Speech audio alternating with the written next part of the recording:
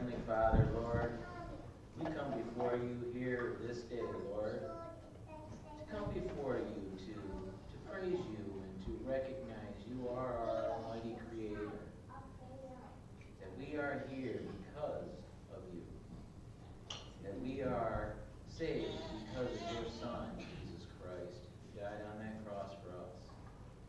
And Lord, we approach you this day to get a better understanding of your word, to help us in that understanding, Lord. I would ask that your Spirit would rest mightily upon us in our hearts and in our minds, Lord, that we come before you able to listen, to hear, to understand, Lord, the precious word of yours. So, most gracious Heavenly Father, I lift this up to you this day, in the name of your Son, Jesus Christ. Amen. Just with a little bit here introduction, I'll let Steve introduce himself. You can talk a little bit about whatever you want. But how this came about, for those who were at reunion, he and his wife Helen were there and gave great ministry and really appreciated it. And I heard this great thing about how he just taught this wonderful class about the Book of Mormon. I wasn't being a part of that because we were teaching, but in another class, but that was all right. I heard from a number of people, and we talked that week, and we talked shortly right after reunion and scheduled this, and so appreciative. We are always appreciative of people who come and just share their knowledge and just share in the fellowship of the Spirit of our Heavenly Father. We, as a congregation, and that's why I thought this timing was too, on the first and third Sunday, starting here in November, we'll be having a Book of Mormon study as a congregation after the service on there, and so I thought this would just be a perfect kind of opportunity for us to kind of get into that part as we read the Book of Mormon as a congregation as well. So, with that, I guess I'll introduce Elder Steve Bishop from New Jerusalem congregation, right? I remember, I didn't even ask you that last night. I said, how can I forget that name? No pressure, Steve. So should we do applause now? Yep. You guys got it on up there? All right. No applause, just throw money. Well, I greet you in Jesus' name. It's a blessing to be here. We have traveled from Independence area. We live just east of Independence, my wife and I. We very much enjoyed getting to know some of you at the reunion, and as Randy had offered me to come and help teach this class, I have a powerful testimony of the Book of Mormon, which I don't intend on sharing. But, and it's not really the intent of this class to prove the truth of the Book of Mormon. That's going to be our presupposition, is that it's true. And as we go through this class, I'd like to invite you to ask questions. It's going to be more of a lecture style, I would say. However, I'd like to have comments, and I do have a challenge for you, though. In this box is, and it's not the exact same shape or size of the Book of Mormon plates that were turned over by Moroni. That's close. It was basically 6 by 6 by 9, but it weighs about the same. So I'd like for you at some point, come up and pick and guess how much this weighs. All right, if you're any good at that. And age, you can guess somebody's age and their weight. Now, I'm kidding, just this box, how much you think that weighs? I did weigh it before we left. It's full of lead, by the way. It's lead bars. Oh, But, it's not so, gold, huh? it's not gold. No, it's not gold. Sorry. Primarily, this class will come from the Book of Mormon itself. We will have some other historical references, but particularly it will all come from the Book of Mormon. I don't claim to be a Book of Mormon expert. I've read it multiple times. That's just ongoing yearly reading that I have, so I don't know how many times I've read it.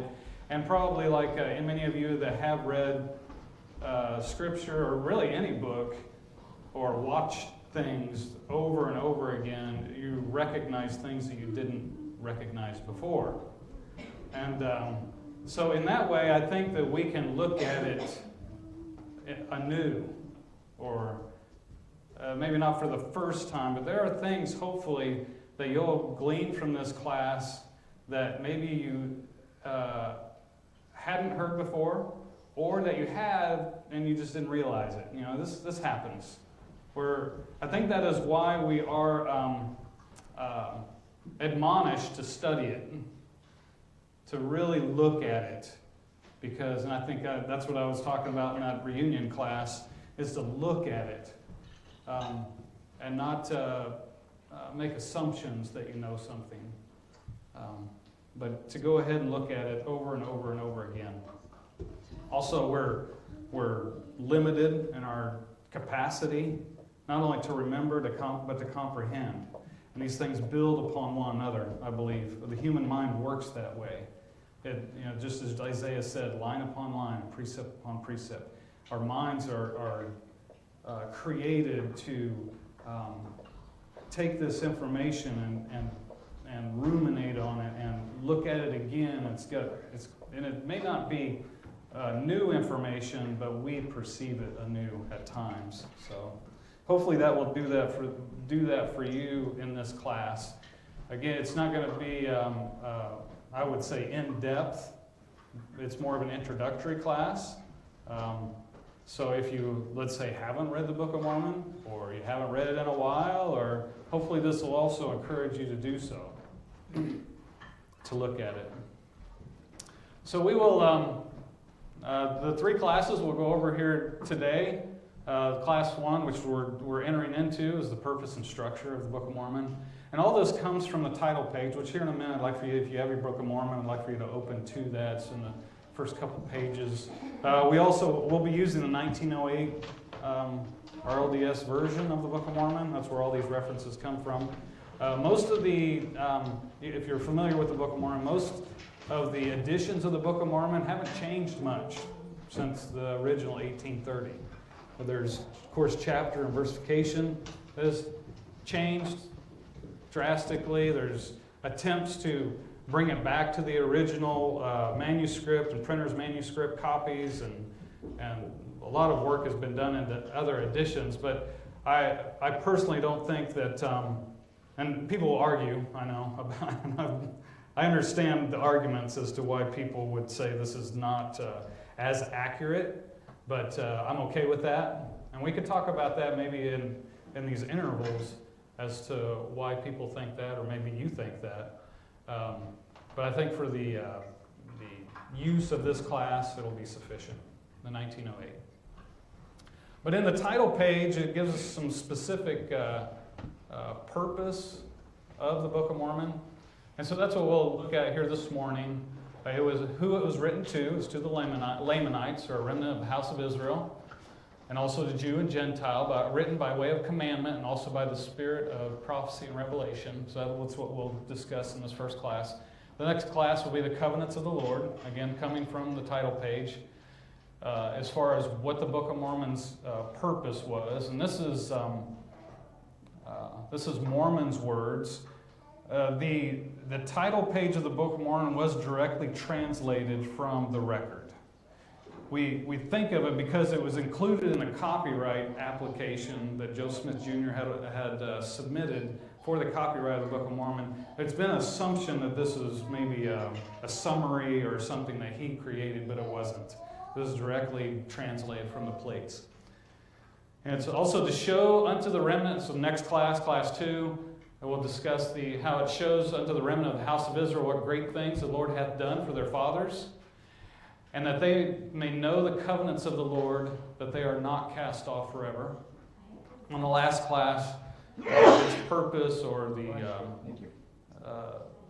why Mormon has abridged this record, is to the convincing of the Jew and Gentile that Jesus is the Christ, the eternal God, manifesting himself unto all nations. So we'll discuss that in our last class. So moving right into this one, we will be covering the purpose and structure of the Book of Mormon. As I said, if we look at the title page, I'll just read through this. At different times, I'd like for volunteers to read as well, if you're able to do so. I'd like to read this, and it's an account written by the hand of Mormon upon plates taken from the plates of Nephi. Wherefore, it is an abridgment of the record of the people of Nephi, and also of the Lamanites, written to the Lamanites, who are a remnant of the house of Israel, and also to Jew and Gentile, written by way of commandment, and also by the spirit of prophecy and of revelation, written and sealed up and hid unto the Lord, that they might not be destroyed, to come forth by the gift and power of God unto the interpretation thereof, sealed by the hand of Moroni, and hid up unto the Lord, to come forth in due time by the way of Gentile, the interpretation thereof by the gift of God. An abridgment taken, so that's first part, or where this abridgment is structured from, and then I would say also, I'd add that word personally.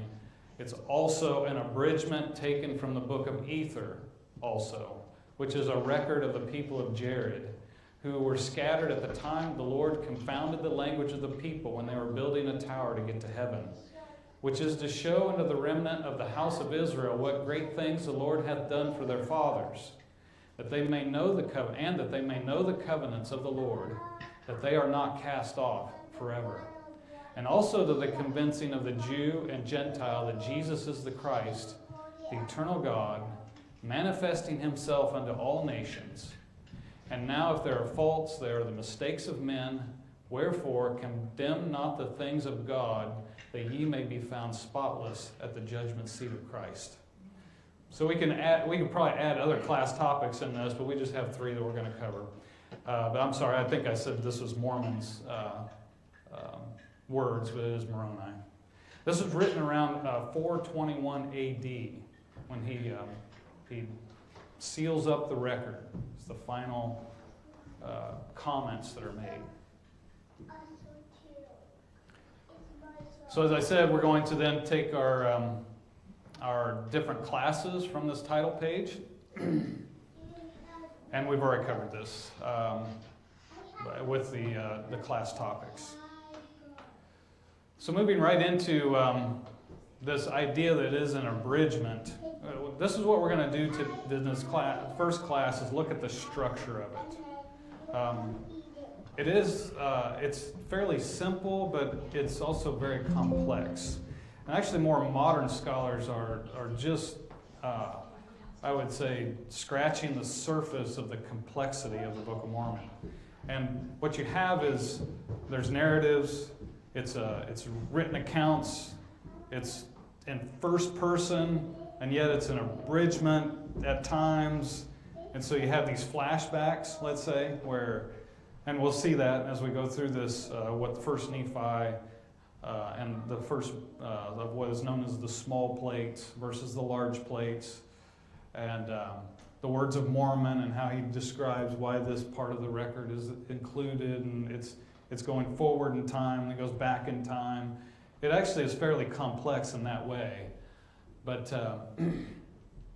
we're just going to look at it very simply, try to look at the structure of it visually.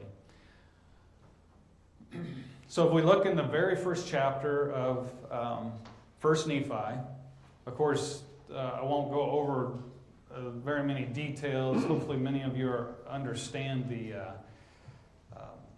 the beginning phrases or beginning verses of the Book of Mormon, in that Lehi and his family are commanded to leave Jerusalem.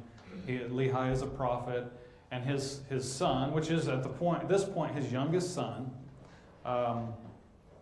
is Nephi, and he will be the main narrator, if you will, because of where these things come from. I have a volunteer to read these few verses that I have up here. 1 Nephi chapter 1, verses 15 through 17. Okay. Yeah, if you'd like.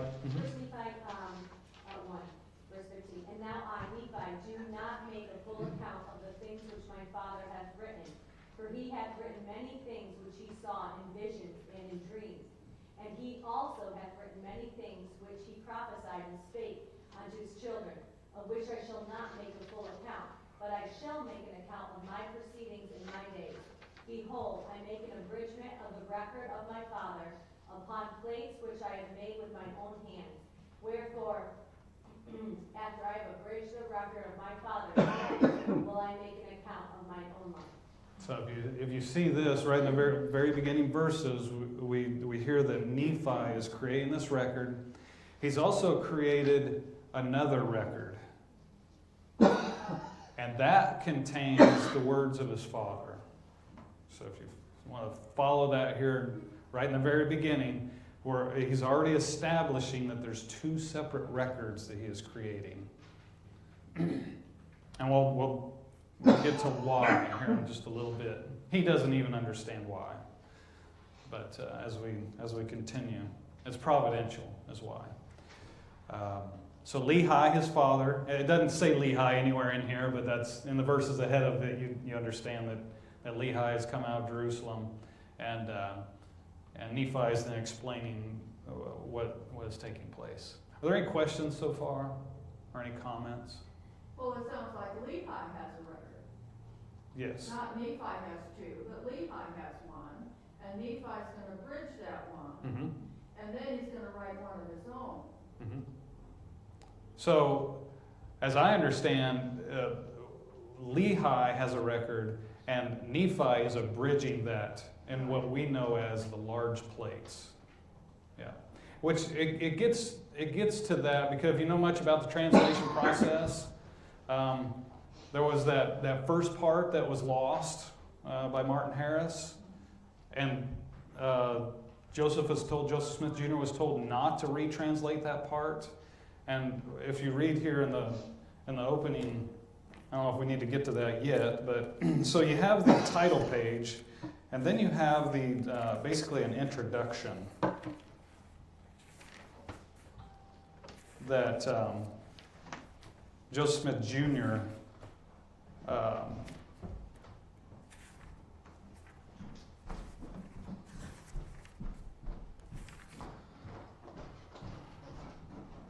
Maybe I'm thinking this is in the 1830.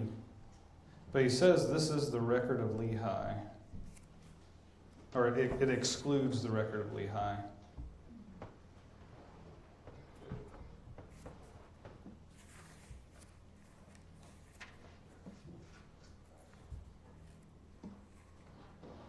Do you have an 1830 here? I didn't bring one. I was going to, but no. Okay. Well, we'll look into that here in a minute. But Joseph Smith specifically says that this first portion of the record was lost, and it is known as the Book of Lehi. We'll look at that reference. I'll try and find it for you. So it's as far as the structure, we're talking about plates, right? Of course, there's been controversies whether or not people had made records on plates and back and forth, and many of these criticisms of the Book of Mormon, which I don't plan on getting into many of them, but there are things that need to be addressed. I believe that especially early on when the Book of Mormon was first published, there's all these criticisms that come and claim that this or that was not possible, or anachronisms and so forth. Of course, since then there's been many of those resolved, yet you still hear the same old tired arguments that people regurgitate over and over again that are so easily disproved. But there are some things that aren't able to be proved, right? But many of these kind of things, like whether or not they made records, the oldest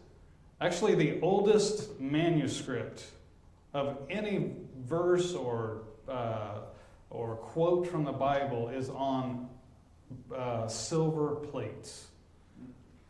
It's the priest's, I don't think I included that, but it is the priest's blessing upon the house of Israel. And it's on the silver scroll that they had to cut into pieces because it was so compact. and then lay it out flat, and they read it, and it's Hebrew. That is the oldest known manuscript of anything from the Bible. And we're going to talk a little bit about manuscripts as well, and what the people's assumptions are about, like, where even the Bible came from.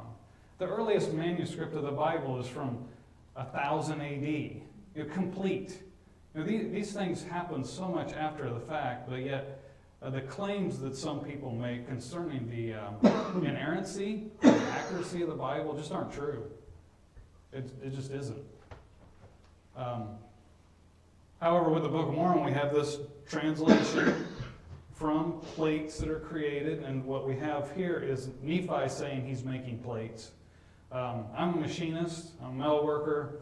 I've tried to recreate this. We have this little replica of the plates, and I will say it was very difficult for me with modern tools to create one plate.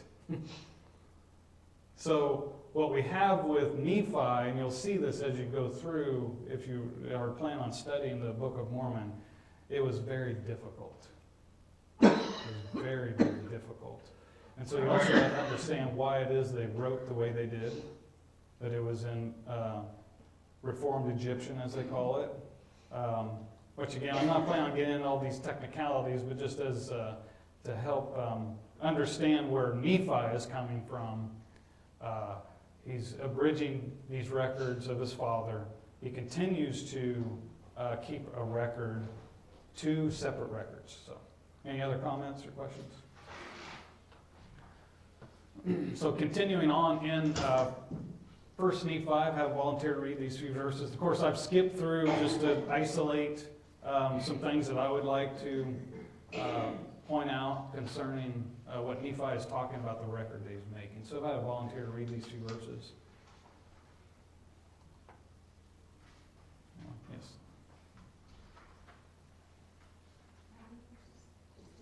Okay. And it came to pass that he spake unto me, saying, Behold, I have dreamed a dream, in which the Lord hath commanded me that thou and thy brethren shall return to Jerusalem. For behold, Laban hath the record of the Jews, and also a genealogy of thy forefathers, and they are engraven upon plates of brass. Then if 158 through 161.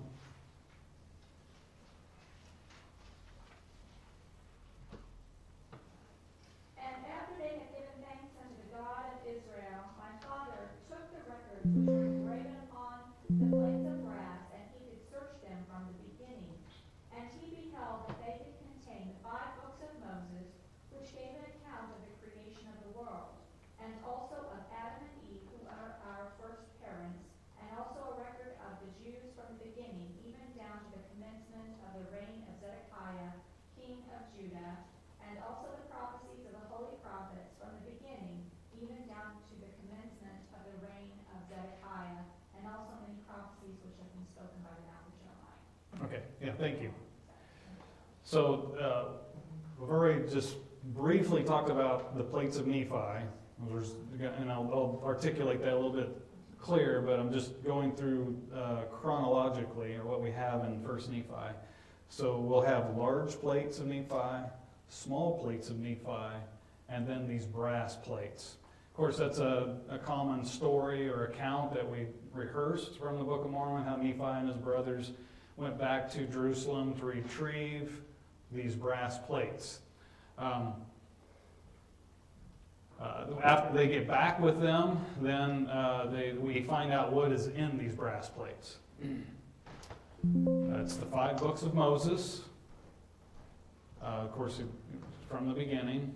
It also has a record of the Jews from the beginning, which we're going to talk about basically some world history, if you're unfamiliar with who the Jews are, even down to the commencement of the reign of Zedekiah, king of Judah. So that's even down to the current time of where they're at when they leave Jerusalem. So large plates, small plates, brass plates. Okay? Isn't this interesting? Don't you want to know more? Absolutely. Okay, good. So as we continue in First Nephi, oh, well, I did have this on here. So they come, as they read through here, I think you had read to 63, and also many prophecies which have been spoken by the mouth of Jeremiah. So they have many, it says. We don't know if they have all of them, but they have many. We would maybe guess that they don't have Lamentations. You know why? Because of the history. It hasn't been written yet. Because one of the reasons they left Jerusalem is because it's going to be destroyed. The Lord brings them out. They must have had Isaiah, because it says in the Book of Mormon, go back and study the Book of Isaiah. That's right. Yeah, we'll talk about that. Isaiah was 700 years before Jeremiah, so. Yes. Contemporary with Jeremiah. Yeah, so 700 to 750 BC is where they think Isaiah wrote. We're going to talk about Deutero-Isaiah theory. I don't know if you know much about that. It is a criticism of the Book of Mormon. We're going to discuss that somewhat. So we can kind of tell from the time frame, from what the brass plates, we're talking about the brass plates now, as what they contain. So first off, we know that it's the 5 books of Moses, which would be our current Old Testament, down to Jeremiah. All it says is many prophets. It doesn't articulate, doesn't name the different prophets. We know that there are prophets contained in these plates that they have, the brass plates that we don't have, Zenos and Zenoch. We hear reference to them through their teachings, but we don't have them. Again, that is, like I said, if people really understood where the Bible came from, they wouldn't have such a hard time with the Book of Mormon, because the Bible doesn't contain all the prophets that are even referenced in itself. The Book of Iddo or Nathan the prophet, or these are prophets that are specifically named in the Bible, but we don't have their books. So it's not that hard to understand that that the Book of Mormon could contain prophecies that aren't known of, don't have those manuscripts, but we have their words repeated through the preaching or just repeating of them. Maybe you can come back and do a study on that. Yeah. No, that would be an assignment for you. I like to give assignments, by the way. Yeah, there's about 5. I think there's 5 that are specifically mentioned, and I made a list of them, but I don't know all these things, or have them memorized. Yes? Well, a quick addition, Paul, I think it's to the Corinthians, says, be sure to give this letter to Laodicea, and get the letter I wrote to Laodicea. We don't have a letter to Laodicea. Yep, that's right. Paul's a very good reference for what is missing. Yes, very good reference. The book of Jude, I mean, there's references in there that we don't know where they came from, about the burying of Moses' bones and Satan fighting. Yeah, you see, we don't have that, but it doesn't make it untrue if we don't have it. Okay, so we find out from these brass plates that Laban, who they took the plates from, the brass plates, was a descendant of Joseph. The Joseph who was Israel's son, who was sold into slavery into Egypt, that Joseph there. And so, because Laban was a descendant, and also Lehi was a descendant, he was related to Laban. I can't remember how, or if it's even, we don't even know how they're related. It's just that Lehi knew that the Lord commanded Lehi to go and retrieve these records. So that's why they did that. The Lord commanded it. And if you recall, one of the reasons was so that this people would not dwindle in unbelief. They needed the record. In fact, there's the example of the Mulekites that also came out of Jerusalem, who didn't have records, and they had actually denied the existence of their Creator just in a few years. I mean, it's hundreds of years, but when Zarahemla comes in. And their language had been altered as well. Yes, that's right. They couldn't even communicate any longer. So it was necessary that they would retrieve these plates of brass. But they also found their genealogy Lehi's genealogy. I'll read from, hit the wrong button. In verse 169, and now when my father saw all these things, he was filled with the Spirit and began to prophesy concerning his seed, that these plates of brass should go forth unto all nations, kindreds, tongues, and people who were of his seed. So we will pick up on clues of what is contained in the brass plates by the preaching or the references to these prophecies that are contained in there. Real fast, as I'm like on the remedial course, you know? Yeah. Uh-huh. Large pigs lead by, was that the Lehi's account? What was included in the large? Yeah, we'll go into that more specifically. I just wanted to introduce it. Yeah, you'll have Lehi, Nephi, and actually several others, which we'll look at here in just a minute. So now here, and if you see it in parentheses, italicized, that Steve inserted this for us to better understand it. This is one of those things that kind of goes back and forth and is actually this is proof of its Hebrew origins, the way in which the structure of what we would call sentences or phrases in the Book of Mormon. And this is one of those things. It's chiasmus, or it's the way in which, because of course the Hebrew tradition was all oral, and so they had this structure to the way that they spoke. And it repeated itself so it could be more easily memorized. So with that, you can memorize this very easily. Another assignment. So from 1 Nephi 2, I'll go ahead and read this just so I can plug in some of these phrases. And now as I have spoken concerning these plates. So Nephi just starts to talk about the records that are being made. Concerning these plates, he's talking about the small plates. Now, this is where it might get confusing, so just hang in there. Behold, they are not the plates. So he's talking about the large plates. Okay? And we know this, I hit the wrong button again. We know this because he says, upon which I make a full account of the history. So those are the large plates, upon which I make a full account of the history of my people. For the plates, which he's referring back to that, the large plates, upon which I make a full account, because he's kind of describing it right after, of my people I have given the name of Nephi. Now that should clear things up, right? Called him Nephi. Wherefore, I keep hitting the wrong button. This will keep you on your toes too. Yeah, quit doing that. I like using this laser, this little pointer thing, so, okay, where was that? Upon which I make a full, okay, and then verse 9, wherefore they are called the plates of Nephi. So we got that in the verse ahead, large plates, after mine own name. And these plates, the small plates, also are called the plates of Nephi. Whereas mine. And again, if you are a Hebrew, this might make complete sense. I mean, there might have been some nuance there that wasn't fully translated. But the Lord did the best he could for, 19th century English-derived Americans. So that's something else that you got to understand. When people talk about, why is it they call it Old English, but it's actually early modern English.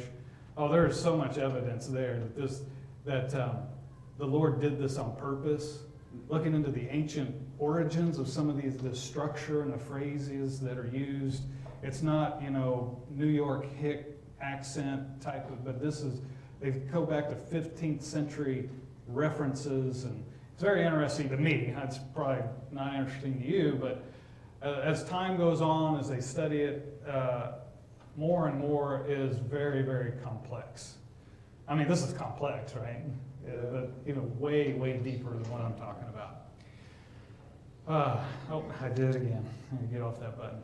Nevertheless, I received a commandment of the Lord that I should make, so he receives a commandment he should make these plates, which are the small ones, for the special purpose that there should be an account given of the ministry of my people.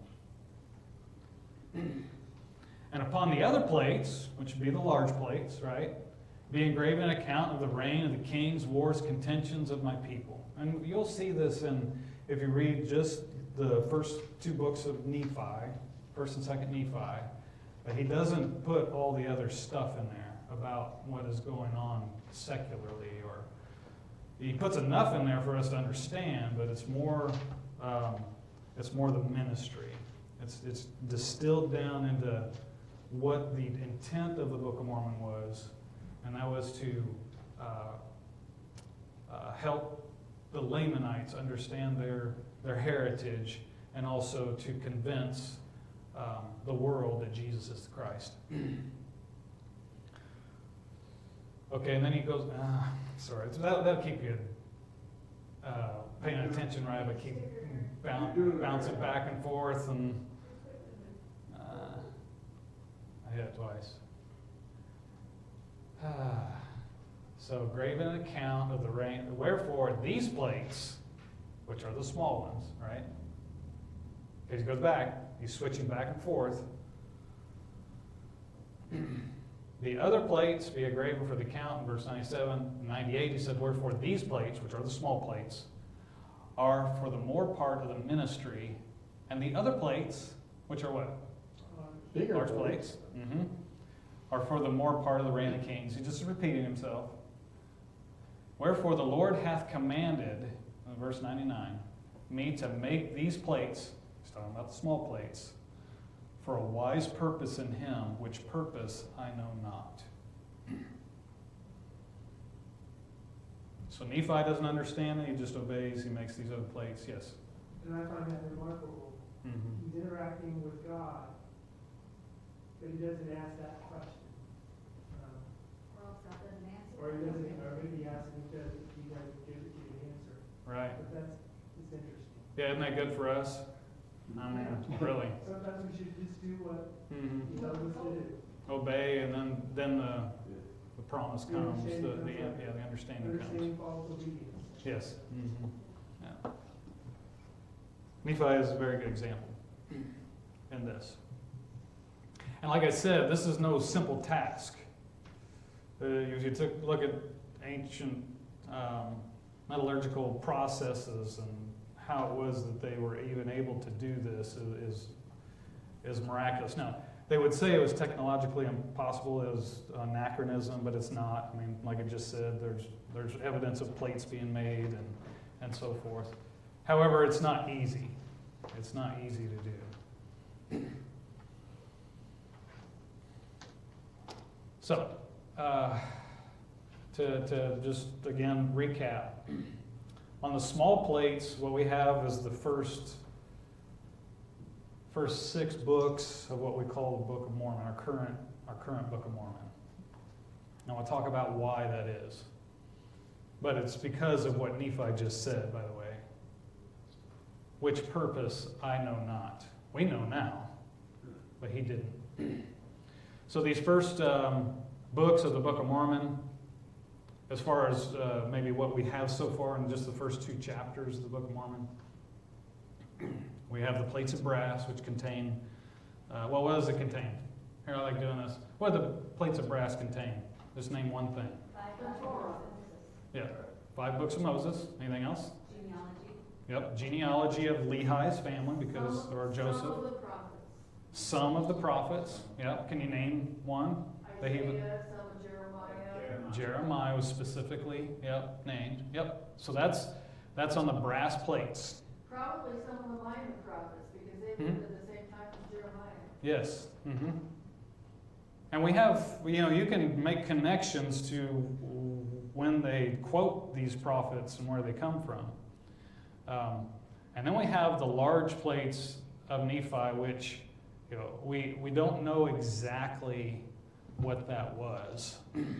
Now what we have here in Lehi, Mosiah, this is actually the abridgment of the large, again, I don't mean to get confusing, but this is the abridgment of that. So like we were talking about, Nephi abridges Lehi's words. And there's other abridgers that are, and that's, but Nephi, now this is still maybe unknown, but it sounds like, because we don't really hear of other people making plates, that Nephi may have made all of these plates that all the records were on. And they were handed down and added to. It's possible. Again, it's not very clear. Well, he wouldn't have made the ones that he received from Laban, though, right? No, let's clarify that. Yeah, he did not. Nephi did not make the plates of brass. Yes, very good. The question about that has been bothering me. If we stole the plates from Laban, Mhm. we've got them, they come to the New World, we've got the plates. I'm assuming there weren't 6 other copies somewhere, right? Because there's the brass plate. How did everybody left over there get the 5 books of Moses? Oh. Oh. That was just one tribe. Yes. That's what I'm- Yeah, that was just Joseph's, the lineage of Joseph had kept these plates. And it was handed down to Laban. No, all the other tribes had the nation of Israel had records, but we don't know exactly what that looked like. Maybe it was on plates, maybe not. It was scrolls, it was in codexes. We have evidence, like I said, there are no originals of the like 5 books of Moses. We don't have his originals that he wrote. Weren't they in the Dead Sea Scrolls? There are portions of that, but that's not Well, the old book of enough. Isaiah was complete in the Yes. Dead Sea Scrolls. It was, but they're saying that was at the earliest 100 BC. Before Christ. Yes. Mm-hmm. But as far as, let's say, the books of Moses that the brass plates contain, there are fragments, and the earliest complete one is from 900 AD, 900 years after Christ. The entire complete 5 books of Moses, or what they call the Torah, is not that old in a sense. Don't. They have fragments. I'm talking complete. But how about the Septuagint? What's the oldest Septuagint? Septuagint is around 1000 AD. Yeah, isn't that amazing? And they say that's not that old, but it's old, but it's really not that old. Looking at the big picture, looking at what I would say is what people claim. I think we'll go over some of this a little bit later if we have time. I don't want to. So hopefully that answers your question. This is just one of the records that the Jews had concerning the books of Moses and genealogy, and it's specific. And what these are what people will speculate is that that's why it's in Reformed Egyptian, because this has the record of Joseph. He was, a ruler in Egypt. He was taught in the manner of the Egyptians. They thought he was an Egyptian when his brothers first saw him. And so that was continued to, and also what they talk about is that hieroglyphics are different in the way that it's like a glyph will complete or be a complete phrase rather than needing all these characters to, and I'm kind of getting into deep linguistics, but that is why it's can be abbreviated in just this small record is because of the way that they wrote. And not necessarily they didn't write out in, let's say, Hebrew. What's that? It's their shorthand. Yeah. That's how they think that this was passed down also. Well, And such a small record. Yes. What's that? I think in all of Hebrew, there's only something like 3,000 characters, and it's how and there's no vowels, and it's how Mhm. they mix and match them that make words, so it's a far more abbreviated language than Yes. English. Yes, that's right. So if you look at the King James Version of the Bible, of course the original 1611 have the Apocrypha that's been removed, but also what you see in many versions, they'll have words italicized. Well, those are words in English that they just plugged in to help the vernacular, to help us English speakers understand it. But it's Hebrew, so it doesn't make sense in English if you just directly translate the characters. Yeah. So we rely a great deal on translators, is the point there. on, and that's why even after, if you go and look at, which I encourage that you do, that when you're, let's say, reading the Bible, or even the Book of Mormon, because it has Hebrew origins, is that you look at the original Hebrew, because it does give nuances or a deeper meaning when you look at the Hebrew meaning of a word, rather than just what we understand in English. Because it could mean something different, or it could be translated into a different word. Can I use, I'll give you Okay. one. And maybe some of you know this, but in Psalm 127, except the Lord build the house, we labor in vain that build it. So build in Hebrew is banah, and it means to obtain children. So except the Lord obtain children, we labor in vain. Very, very critical to any time in the Lord's people's history. Yeah, because when we hear that word house, build, we think this, right? Physical structure. Where a house in Hebrew is a family. It's not necessarily a building. So. Eve was banah. Mm-hmm. That's right. There Yep. we go. That's right. It's And a I daughter. went to that one. Mhm. It means daughter.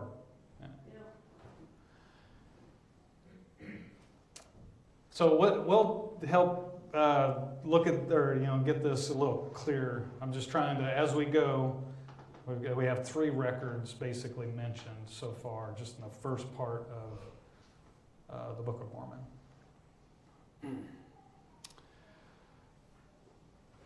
So if we were to look at the Book of Mormon, everyone know the Book of Mormon song? Nephi, Jacob. So we're going to sing that, all right? The books of the Book of Mormon. Do you know it? Okay. Somebody lead out in that. Nephi, Jacob, Enos, Jerem. I better not.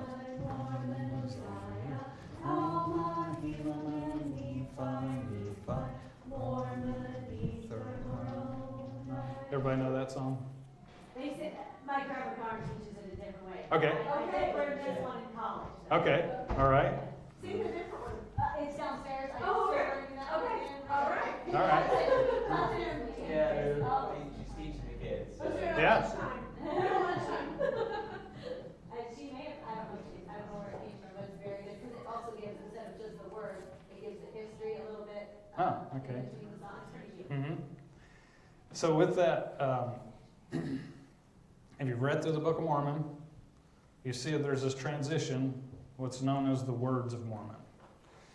The first, what we call 6 books, are Nephi, Jacob, Enos, Jerem, Omni. And then we have that Mormon in there, which is the Words of Mormon. So which I have up here to help quote it. And so if I have a volunteer to read this, just read these first five verses, and then I think so. Yeah. First 5 verses, and we'll discuss a little bit. Mind reading. And now I, Mormon, being about to deliver up the record which I have been making into the hands of my son Moroni, behold, I have witnessed almost all the destruction of my people, the Nephites. And it is many hundred years after the coming of Christ that I deliver these records into the hands of my son. And it supposeth me that he will witness the entire destruction of my people. But may God grant that he may survive them, that he may write somewhat concerning them and somewhat concerning Christ, that perhaps someday it may profit them. And now I speak somewhat concerning that which I have written, for after I had made an abridgment from the place of Nephi down to the reign of this King Benjamin, of whom Malachi spake, I searched among the record which had been delivered into my hands, and I found these plates, which contain this small account of the prophets from Jacob down the reign of this King Benjamin, and also many of the words of Nephi. Thank you. So we have this inclusion here that Mormon is making, and it seems somewhat out of place. So we have Nephi and Lehi, the family leaves 600 BC from Jerusalem. And then we have this period of history down to Omni, which I don't remember, I have it on a slide, but with That's one thing that is helpful, which is fairly accurate, you know, in this notated, I don't remember what edition this is, but it's 53, where it gives you the rough time frame in which this event happens. So Omni, it's saying, is around 130 years BC, 130 BC. And that just stops where Omni is talking about how these plates are full, basically. He's just saying there's no more that can be written. And then immediately after that, we have what is known as the Words of Mormon, which is around 385 AD. So 400 or so years after, we have this inclusion of Mormon. So he's explaining what he's done. So he's abridged this record. He's going to turn this record over to Moroni. He's going to include now this, what he calls small, right? What's he call this? A small account of the prophets. So I found these plates. And we can use our imagination, you know, what this library looks like or what it is that he's using, but he's trying to condense all of this so it can be passed to Moroni, his son. Right? He's abridged all these things. And then he finds these small plates, and it is in its entirety. So as I understand, what many people understand is what we have read from 1 Nephi down to Omni is unabridged. It is complete. Of course, it's translated into English, and it's under the best understanding that we could have.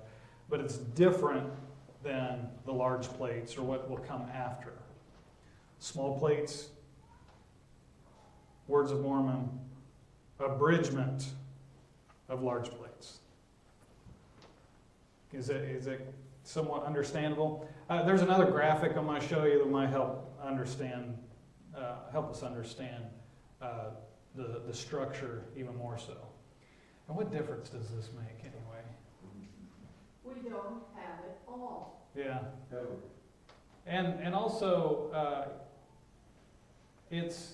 I think it helps us if you really try to understand the content of the Book of Mormon. It helps us to understand where this comes from. It does. And maybe it's not interesting to you. Maybe the teacher is not getting it just right. But what I want to encourage each one of you is to try to understand where this comes from. It came at great cost. It came at a dear cost. Yes, do you have a comment? I find it all interesting, but it seems to me that this was pumped down in the middle, not a place. It does. And because you have a long ways before you get to Moroni. And so maybe we'll talk about this in a little bit. But remember, Nephi said that he's making these small plates, but he doesn't understand why.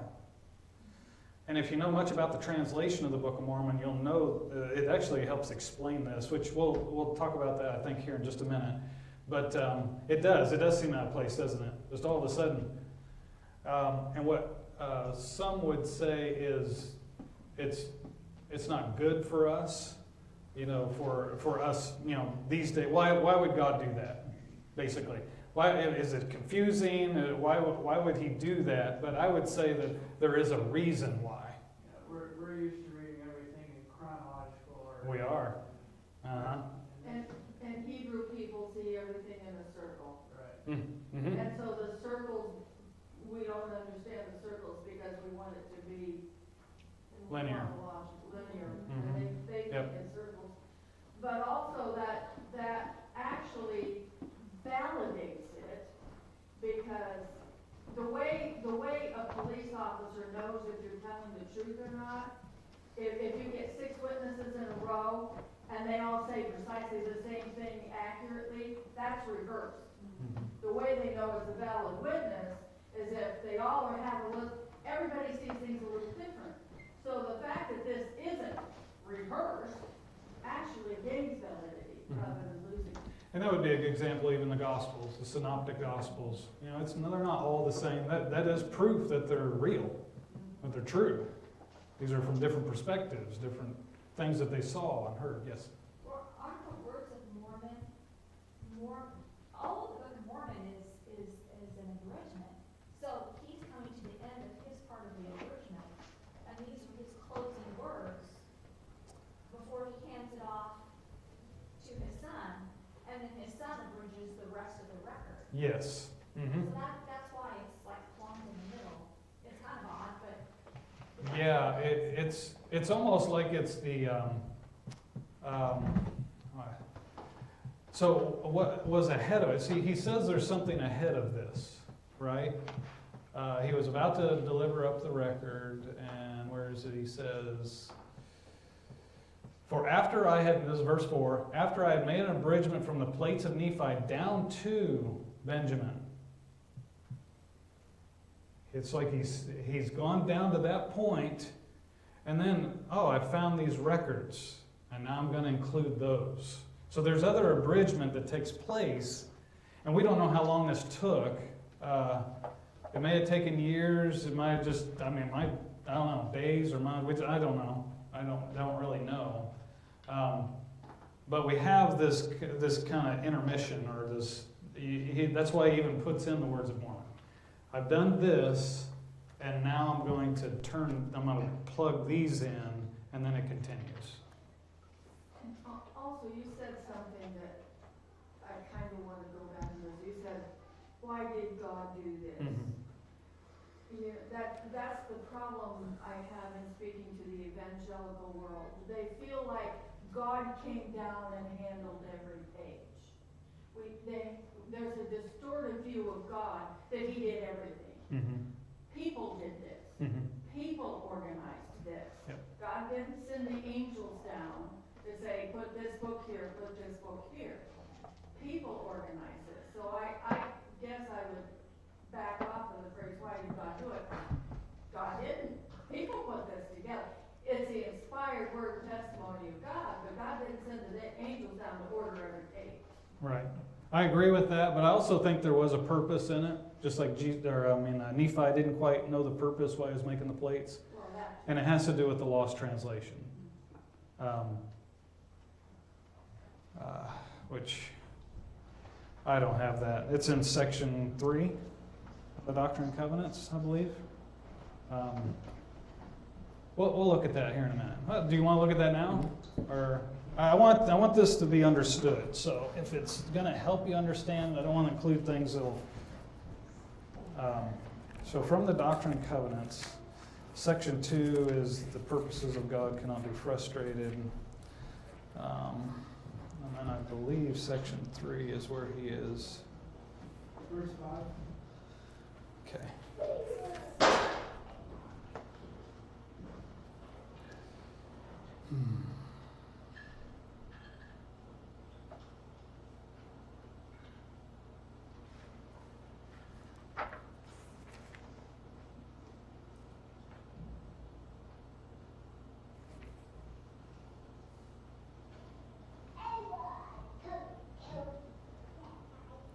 Yeah, that is in verse 5 where he speaks of how they had altered the words.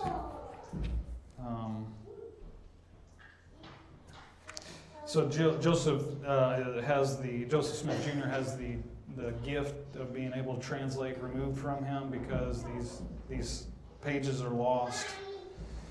But the Lord instructs him not to retranslate, but just to start where you had left off.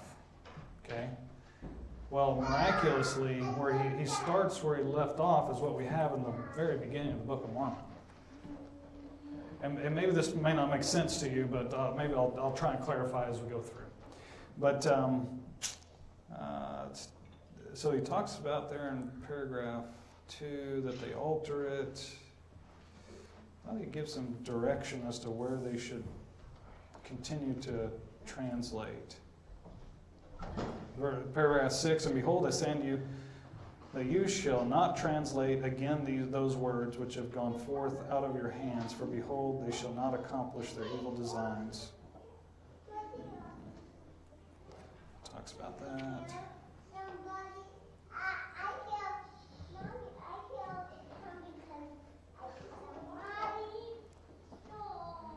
Yeah, okay, we're in paragraph 8 from section 3. Now verily I say unto you, that an account of those things that you have written, so what he had already done and lost, which have gone out of your hands, are engraven upon the plates of Nephi, the small plates. Yea, and you remember it was said in those writings that a more particular account was given of these things upon the plates of Nephi. Now because the account which is engraven upon the plates of Nephi is more particular concerning the things which in my wisdom I would bring to the knowledge of the people in this account, therefore you shall translate the engravings which are on the plates of Nephi down even till you come to the reign of King Benjamin, which is the small plate. I mean, that's where it ends, basically. From Omni. Or until you come to that which you have translated, which you have retained. And is that confusing? Does that like hurt your head? Hopefully not, but if it does, let's just bear with me. All right, we'll get to this. I wasn't planning on going into the Doctrine and Covenants with that, but there's the instruction given that you don't retranslate because this is contained elsewhere. So let's just continue with this, and we'll talk about it some more. I like questions. I want you to understand, or comments, so I don't think I'm putting you off on this, but we'll get to it. And this is basically what Mormon is saying too. I have searched on the records, and I found this record that goes down to King Benjamin, which is known as the small plates of Nephi. And that's what we're talking about in section 3. It's the small plates of Nephi. Okay, now we're going to throw another record in there. Large plates, small plates, brass plates. Now we got some other plates. Have a volunteer read these passages up here, please. From Mosiah 5 and Ether 1. And again, if it's italicized or in parentheses, I added that just for clarity. Having discovered a land which was covered with bones of men and of beasts, etc., and was also covered with ruins of buildings of every kind, having discovered a land which had been peopled with a people who were as numerous as the hosts of Israel, and for a testimony that the things that they have said are true, they have brought 24 plates, which are filled with engravings, and they are of pure gold. And I know when I take my account from the 24 plates which were found by the people of Limhi, which is called the Book of Ether.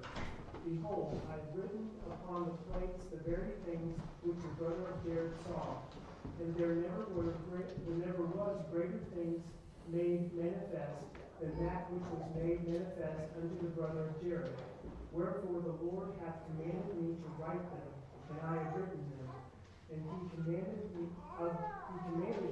that I should seal them up, and also hath commanded that I should seal up the interpretation thereof. Wherefore I have sealed up the interpreters according to the commandment of the Lord. Thank you. So like I said, we're going to introduce another set of plates, and this is known as the plates of Ether. It's the records of Jared and his brethren.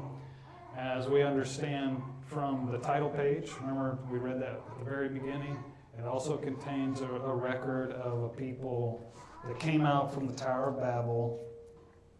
And so that's known as the Book of Ether. And this is just, so there's a split of the people of Nephi. It's the people of Zeniff, and his son Limhi is then king, or Noah, and then king. If you're familiar with some of the accounts in the Book of Mormon, you'll kind of follow this. But if you're not familiar with it, I'll just try to explain that there's another group of Nephites, and they find some records that predate when they came. And it's known as the Book of Ether, or the Record of Jared. And that they came out, like it said in the title page, it helps explain some of that there's also these plates, this record. And it is an abridgment that Moroni makes. So we got, like I said, we don't have the originals. We don't have translation of the originals. We have translations of abridgments over and over again. And that's what the Bible is too. You know, really, it's translated, retranslated. We don't diminish its value because it is that. We just see it for what it is. And so this book of Ether, yeah, it says right there, which was found by the people of Limhi. But there's also, I just put these verses from what we have in the current Book of Mormon as Ether, that there's also this sealed portion that is not translated in the abridgment. Okay? In the abridgment, because Moroni abridges the plates of Ether, these 24. Now we say 24. We don't know if these are 24, 4 foot by 4 foot plates. We don't know what they look like. But we know that there's a lot of information in them because we have the book of Ether, and then there's an entire sealed portion that those that saw the plates, literally the witnesses that saw the plates, that there was a portion that was sealed that was not allowed to. And now this is an interpretation that when Moroni did his abridgment and he was commanded to seal, that is what we see in that sealed portion. We don't know if that's all that's in there or what, but it is a clue to us as to what it contains from Moroni's words. Any questions or comments? Isn't this interesting? Don't you want to know more? Yes. Stupid question, but No. what does sealed mean?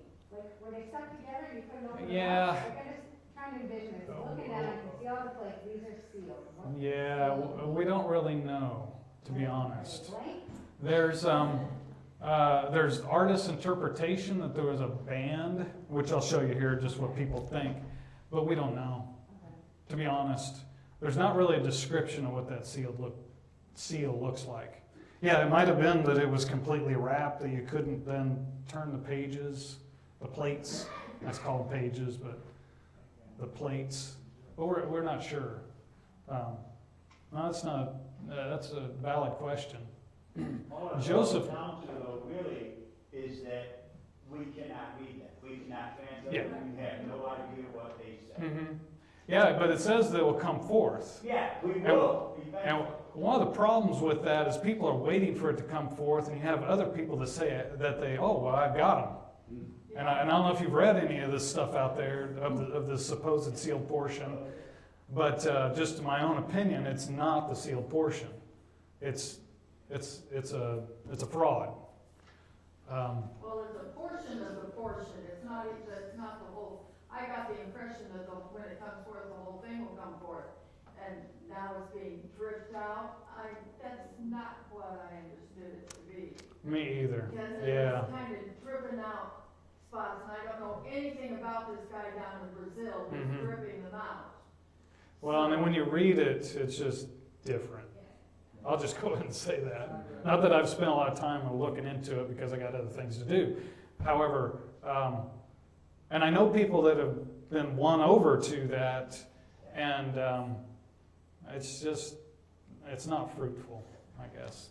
But that's one thing, that when I run into entrenched restorationists, who when you introduce a concept that's biblical, and they say, well, it's not in the Book of Mormon, I just gotta go, well, we don't have it all.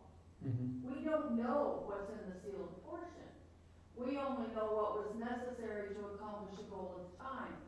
So when you find something in the Bible, if it's not in the Book of Mormon, it's in the Bible, what do you want, Yeah. So we It's- don't have the whole Book of Mormon. Yeah, in section 26, if you believe in the Doctrine and Covenants, at least the early revelations, it says that the fullness of the gospel is contained in, at first he says, the Bible and the Book of Mormon.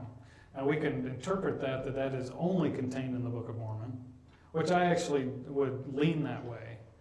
But that doesn't The Book of Mormon diminish doesn't have the Bible. what's in the Bible. It doesn't diminish what is in the Bible.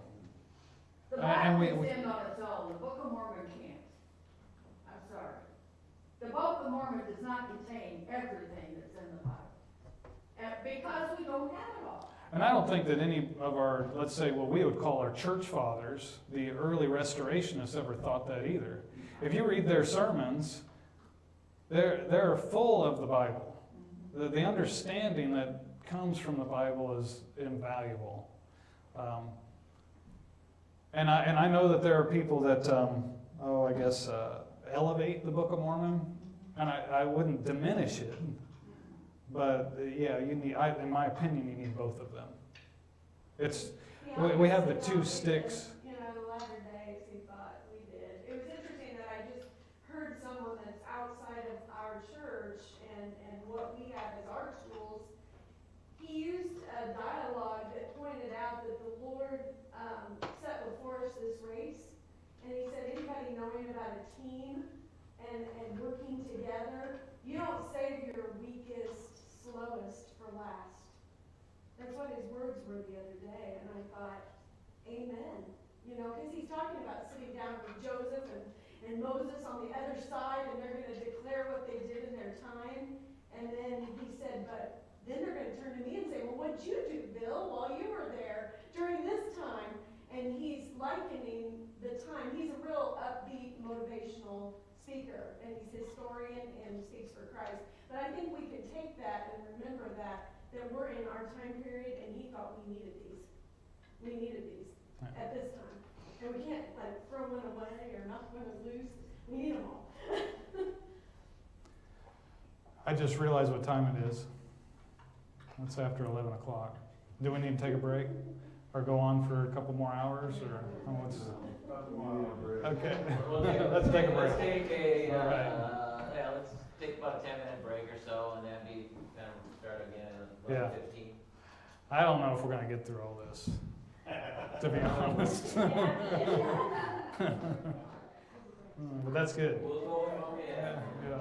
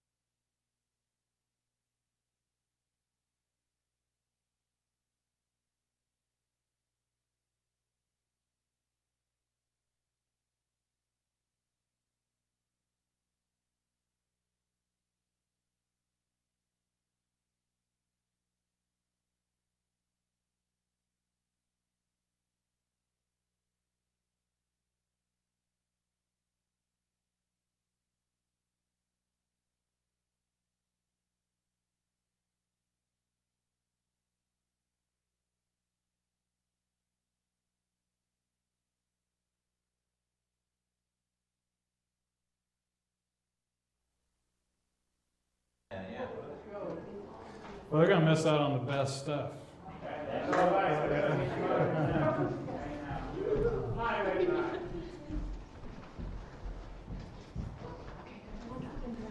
During our break, I kind of went over some of the things that I couldn't answer there earlier. And so from the original 1830 Book of Mormon, the original printing, there is a preface. It's in Joseph Smith Jr.'s words. And it says, "To the reader, as many false reports have been circulated respecting the following work, and also many unlawful measures taken by evil designing persons to destroy me and also the work, I would inform you that I translated by the gift and power of God and caused to be written 116 pages, the which I took from the book of Lehi, which is an account abridged from the plates of Lehi by the hand of Mormon." So that makes it pretty clear. Joseph Smith Jr. Identified what was lost. And there was some little bit of discussion during the break too, as to whether or not we have all of that still because of what the small plates contain. It may or may not. I know it has the important things, I guess you might say, or the things that the Lord really wanted for us to have, and that's why the small plates are included, as we read earlier. And again, I'm going to try and summarize that here real shortly as to what we have. Another thought about the Bible and the Book of Mormon in section 42 of the Doctrine and Covenants. It speaks of the importance of the Bible. I don't want to diminish either book, but from section 42 in paragraph 5, it says again, "Elders, priests, teachers of this church shall teach the principles of my gospel, which are in the Bible." So we're to teach these things. "And the Book of Mormon, comma," I don't know if the comma was in there in the original text, because you know that happens. So the Book of Mormon manuscript, if you look at that, the printer's manuscript, which they have its entirety, they only have about 30% of the original, which was put in the Nauvoo House cornerstone. They only have about 30% of that because it was destroyed, and actually Emma Smith's second husband handed them out as souvenirs. I don't know if you've ever heard of this, yeah. No, I haven't. Yeah, so it got scattered. The original. Now what I'm talking about, what Oliver Cowdery wrote most of in 1828 and 29, mostly at the Peter Whitmer home. Most of that is gone. Because it was put in the cornerstone of the Nauvoo house, and it flooded. And when they restructured, Louis Bideman, Emma Smith's second husband, he took over the property, and it was supposed to be a hotel, but it turned into just kind of a boarding house type. It was a lot smaller than what it was originally. But he took from the cornerstone that original manuscript, what was left of it. And when people would visit, he would, this is part of the original Book of Mormon. He wasn't a believer in the Book of Mormon, but he liked the attention, as I understand, of having that. But the printer's manuscript, it's almost entirety, in which I don't want to spoil that. We'll talk about that here in a minute. What was I even talking about then? The manuscripts. So the other part is lost. Anyway, we'll move on.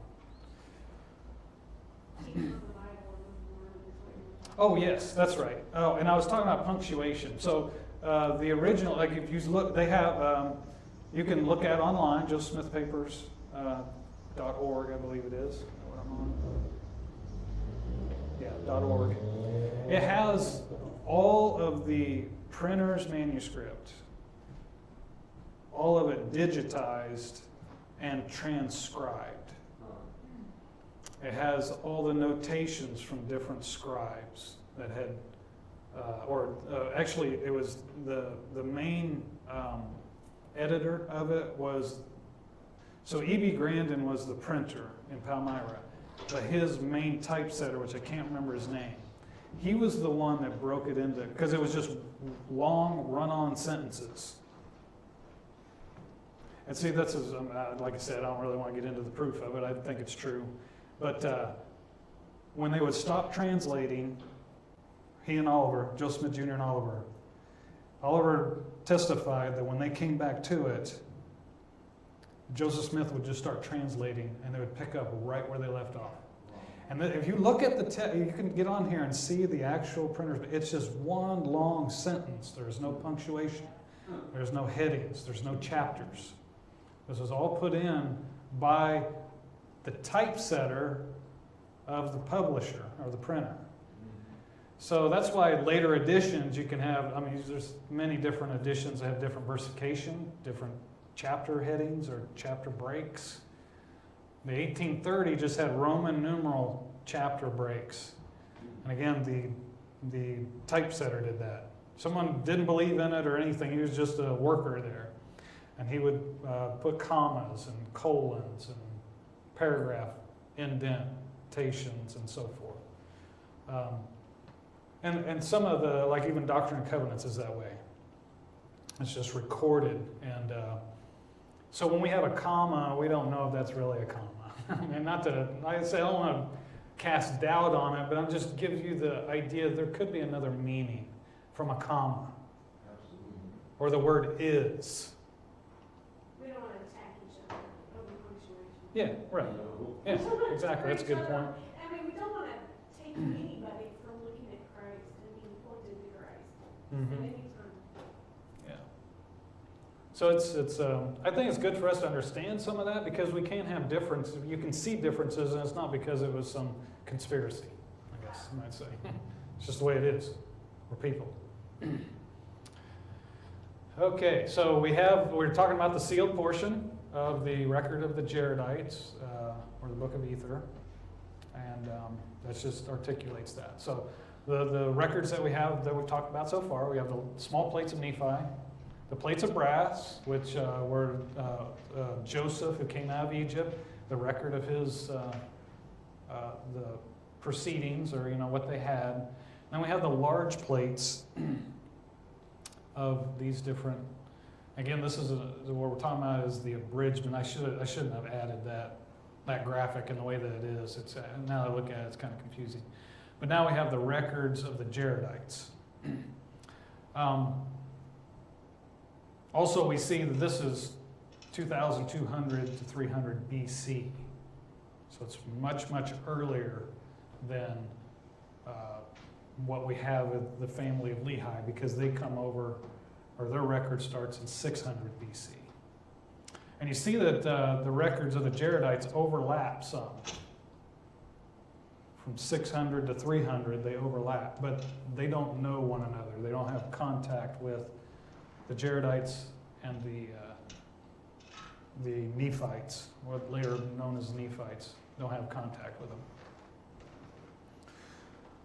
I'm going to kind of slip through this. So here are the current books of the Book of Mormon, and we're going to sing the song. All right. Go ahead and start. Yeah, go ahead.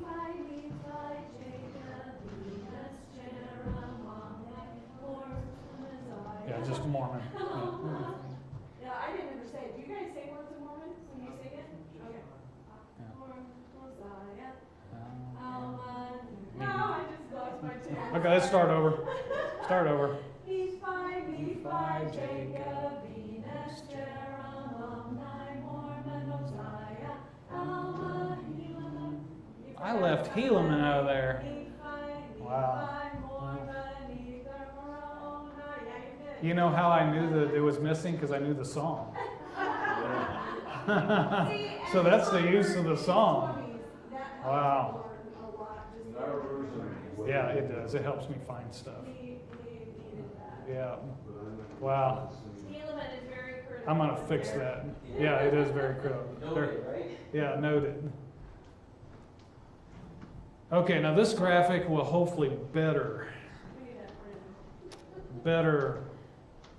illustrate what we have in the Book of Mormon. It's just a simple thing, right? It's just a few plates, got translated and got printed, and here we are. And if you think this is complicated, you ought to look at the history of the Bible. It is just, because they don't know much of it. You don't That have is why you don't have copies of that. of this. Or Yeah, is it it's a out there? it's a JPEG, so we can print it. Yeah. So over here, what we have are all the various plates that were recorded or they had possession of. And then what we have are abridgments, right? These are the small plates, which, as I understand, again, there's controversy or there's just opinions of whether or not the small plates are an abridgment. I believe they're not. I think they're just Nephi's words translated into English. Then we have just this little inclusion of the words of Mormon. Of course, this graphic shows it like several plates. It wasn't that way, but it's just for illustration purposes so we can see it, and probably so they can put words of Mormon in something. And then we have this, again, like I said, this is the large plates of Nephi. And then we have Mormon's record, those plates that were found by the people of Limhi that we know of as the Book of Ether. And then we have Moroni's plates. Okay?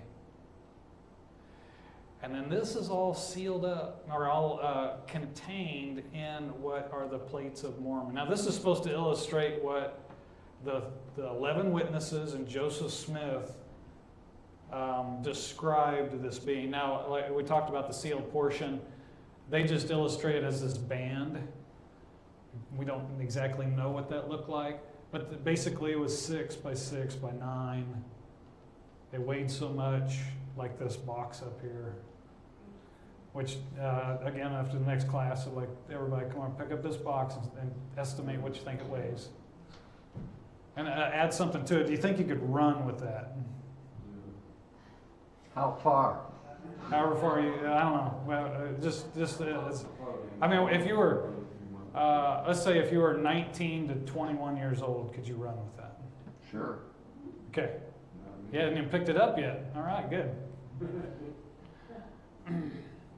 And you'll see here this book of Lehi that this illustrator had put. Now there's kind of this dotted line. That's just to illustrate that there is that first portion that Joseph Smith Jr. and Oliver Cowdery, Joseph translated it and Oliver was his, or I'm sorry, Martin Harris. I'm going to get my people mixed up. Martin Harris was the scribe. He wasn't the scribe after that. You know, there's problems. So that first portion was translated. What we know of is the 116 pages. You know, it's common that people, I don't know what that number, I mean, I don't think there's significance to that number other than that's what they record, so it gets repeated over and over again. But that lost manuscript, and as I read in the preface of the 1830 edition of the Book of Mormon, Joseph Smith Jr. explains what that contained. And then we have the plates of Mormon, which are an abridgment of all this. Now they're showing that the small plates might also be an abridgment, which I'll take that. Yeah, that's fine. Maybe Mormon did abridge all of this and put it into this. Okay? And then we have this, and the way that this graphic is done is because that's how they described it. It was like the upper third was what was translated and the bottom 2/3 was sealed. So it's very interesting how much more there is that is yet unknown. And it talks about in the book of Ether why we don't have it, to be honest. That'd be an assignment for you.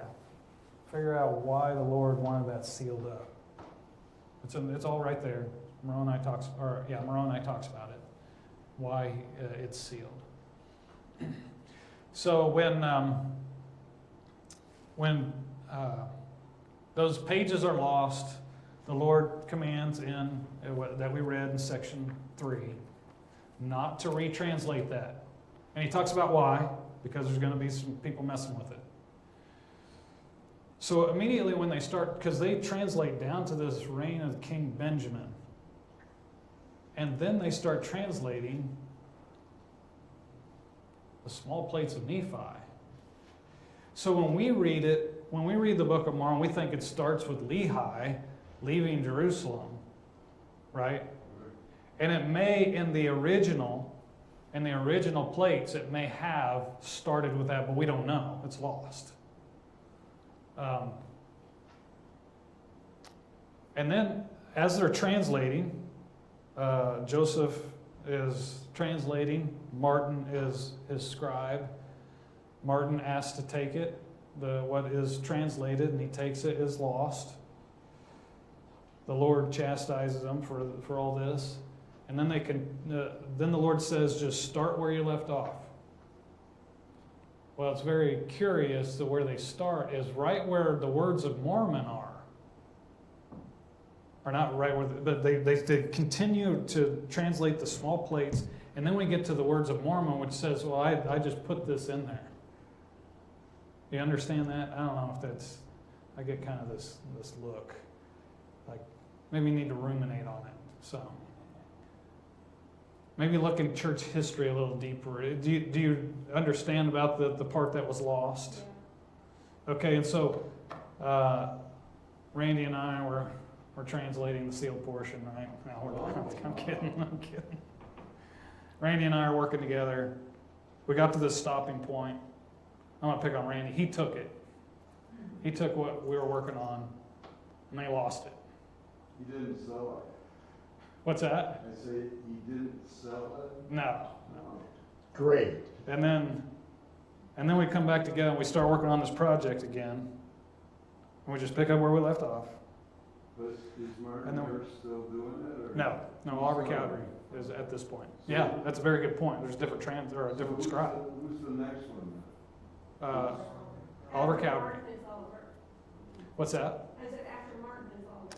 Yeah, and there's also Emma Smith for a short time is scribing, acts as scribe. So they pick up there, right where they left off, and they go through what we know of as First Nephi down to Omni, and then they read the words of Mormon, and that explains, or what I would say is God had the pre-thought, the forethought, to place the words of Mormon in there right where they were at. Now, whether or not he knew it would get lost, the first 116 pages, I don't know that. I'm sure he But did. whatever it was, the small plates were for a wise purpose, and that's what we have in First Nephi through Omni. Is that understood? Okay. It's miraculous. I'll just go ahead and say that. There's no other explanation, unless you just believe all this is false. And again, this is, I don't want to keep going through proof or whatever, but the complexity that is going through this process, it would take masterminds to be able to orchestrate the kind of complexity that we have in the Book of Mormon. So once they're done, which is in 1829, they moved to the John Johnson farm. They continue working on it, and so they're the original manuscript. They have the original manuscript completed, at the Peter Whitmer farm in Fayette, New York. They take it to the printer in Palmyra, and what Oliver Cowdery does, he takes and makes a complete copy of the original manuscript. So here's the original. There's a couple scribes. It's primarily Oliver Cowdery. I think even John Whitmer. Don't quote me on that. There's a couple other scribes that they can identify their handwriting. And then the printer's manuscript is made off of this. And as I understand, they didn't want, of course, and that'd be smart, right? Not to give the printer the entire original. So Oliver Cowdery at different intervals would copy it and send Hiram to the printer and then give that portion. And they would take it back and then back and forth. There's evidence in the original manuscript that they used it as the printers for a short time because Oliver Cowdery hadn't caught up with the printer's manuscript yet. It's all handwritten. I invite you to look at these original printer's manuscript and see what it would take to write all this out by hand. And that is where we also get mistakes or that people will talk about. We can go through some of that, or people can spend a lot of time going through that, and some of them are, they make me curious. But for the most part, I think we have an accurate record in the 1908. Yes, you have a comment or? Should we all go back to one version? I don't know. I've got, 5 or 6 different. I ended up with this restored covenant edition. Yeah, I don't know. That's a good question. Do you read all of them? No, I read the 1908 version first, and then I switched to this. Yeah. The criticisms of the 1908 is some removals of it came to passes. There's changes from the 1830 to the 1847 editions or 1842 edition where they changed the identity of Christ, whether or not he is the Son of God or the mother of the Son of God, which is only 2 instances.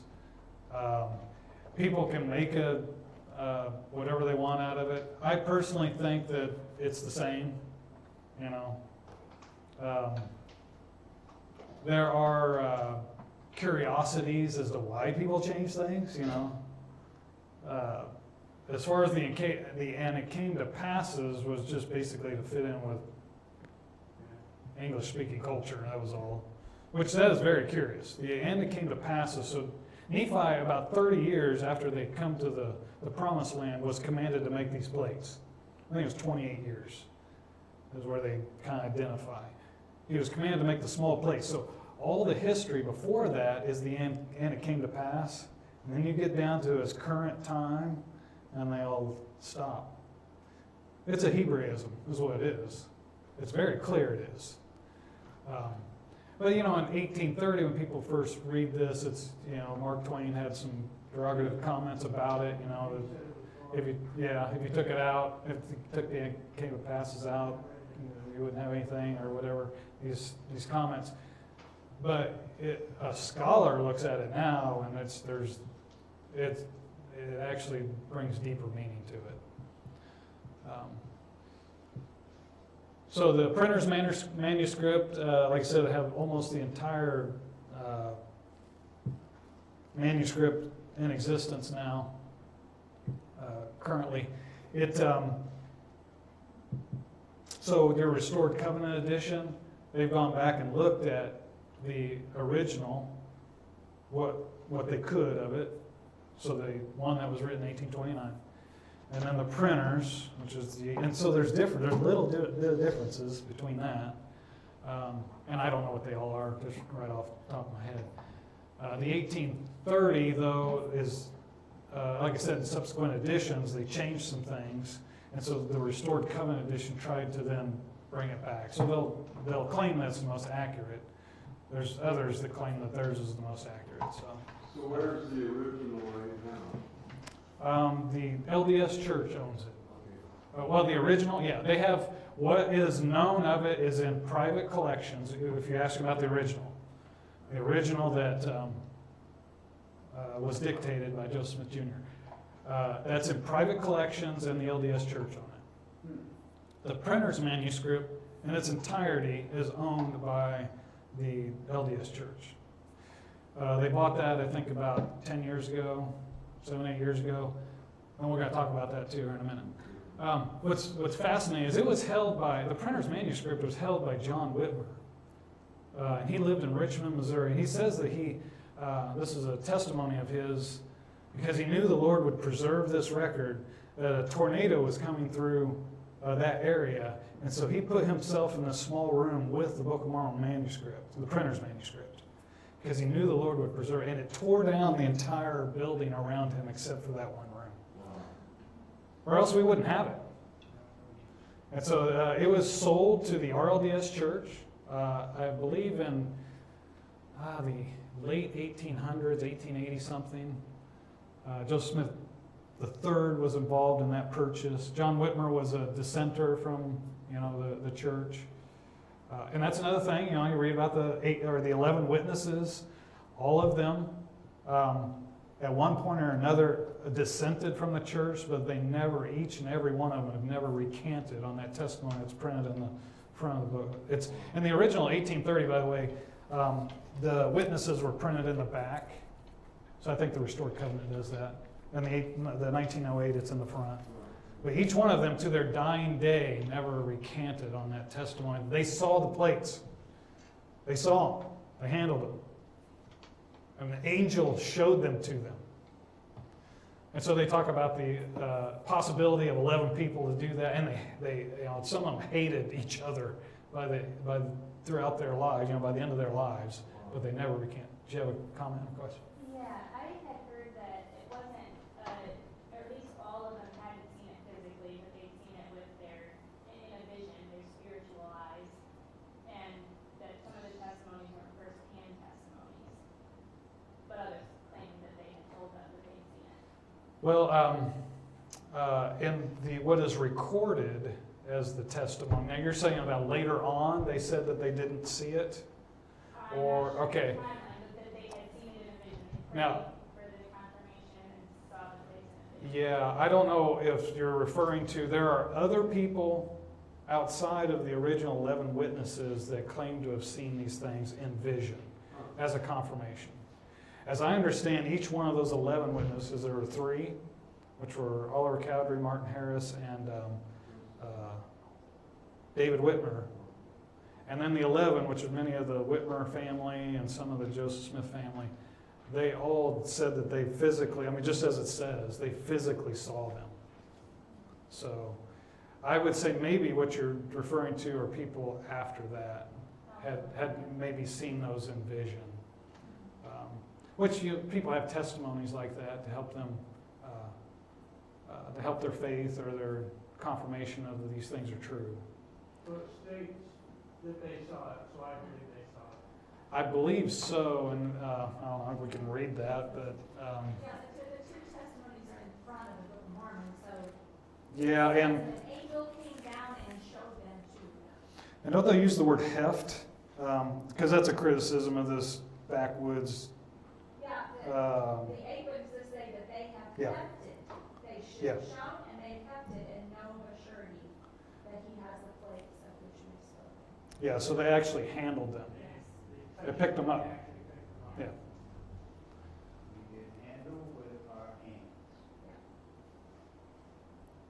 So I personally believe they each handled them. They physically were there in their presence. So.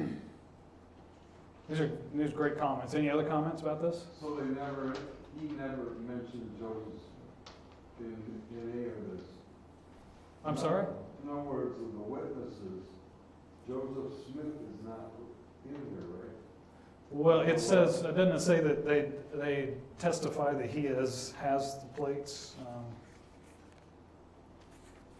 I'm just saying that out of the 11, there should be 12 Joseph Smith. There's added witness, these are added. Oh, I witness. see what you're saying. Yes, And then yeah, Emma exactly. has witness of what was shaped and undercover, Yeah. that she, There's a book, I really recommend it, Early History of the Reorganization by Edmund Briggs. He was an early minister in the reorganization. And he went and visited Emma Smith there in Nauvoo. And he, I'd say, interviewed her. And he records some of her words in this description of what she remembered at that point.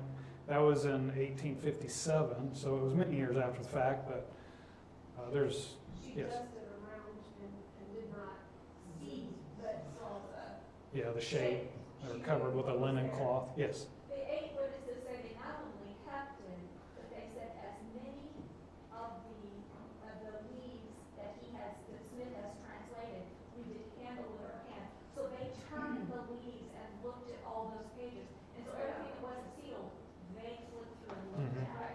So, Yeah.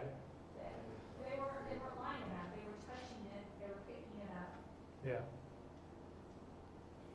But I think what was asked about, there are other people that I think have had experiences where they've seen in vision or, to me, those kind of experiences are for them as individuals and not for the whole church. Yes.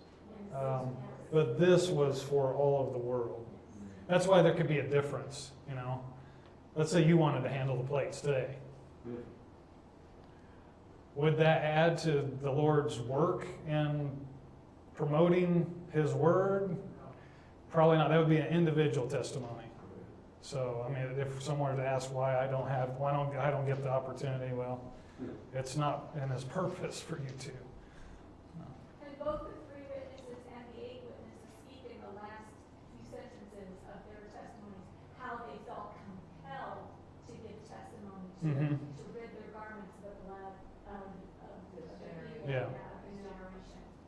Yeah, and Lucy Mack Smith's book, Joe Smith and His Progenitors, if you read, I highly recommend that too. That's just first-hand accounts from Lucy Smith and talking about some of this experience, but also the relief that, if you imagine your own situation and you had received something like what Joseph Smith Jr. claimed to have received, he was the only one that got to see it, the only one that got to handle it.